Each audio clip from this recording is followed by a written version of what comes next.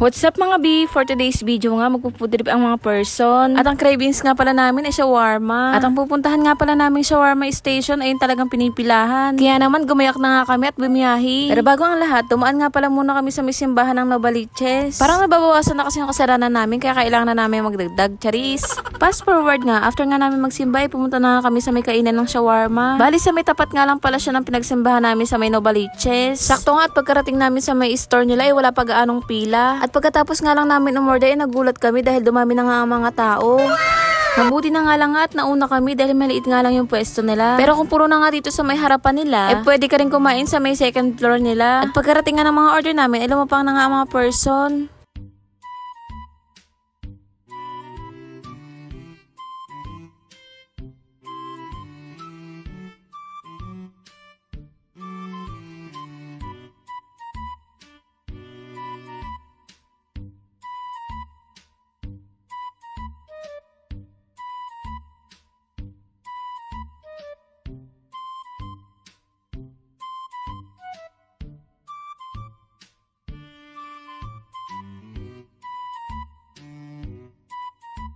Bali yung in-order nga pala nila ay regular at cheese shawarma. At yung akin nga pala ay shawarma rice. Ang ratings nga pala namin sa kanilang sauce ay talagang napakasarap. Hindi ko na nga alam kung kailan pa yung last kain ko dito sa may shawarma station nila. Kahapon lang pala yun, charis. After ko kasi tumutong ng college, siguro may isang dekada na rin ng huling kain ko dito. At para naman sa mga nauuhaw, meron nga pala silang gulaman at buko juice. At pagkatapos nga namin mag-food trip ng shawarma, ay inaya ko pala sila dito sa may Nova Plaza. Nagulat nga ako dahil sa sobrang tagal ko nang hindi nakakapunta dito, ay nirenovate na pala ito. At pagkapasok nga pala namin sa may loob nito, ay talagang mas pinaganda ito. Bali dumiretso na nga pala kami dyan sa may third floor para tumambay muna at magpahangin. Sa mga single nga pala dyan, pamay na lang nitong Disney Princess namin, charis.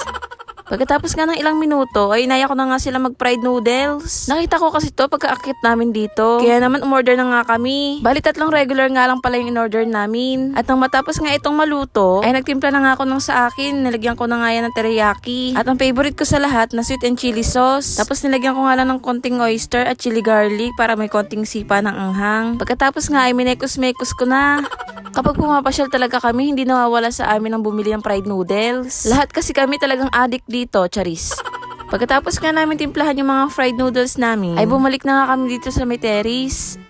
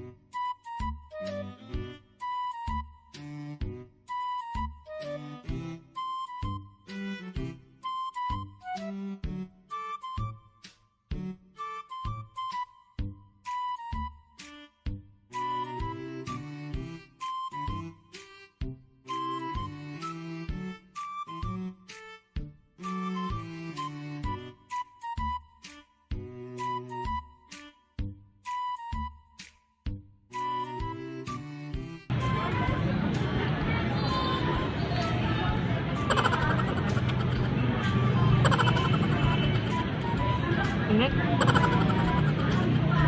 Init, sumpot sa rin, sumpot sa pinangangahan.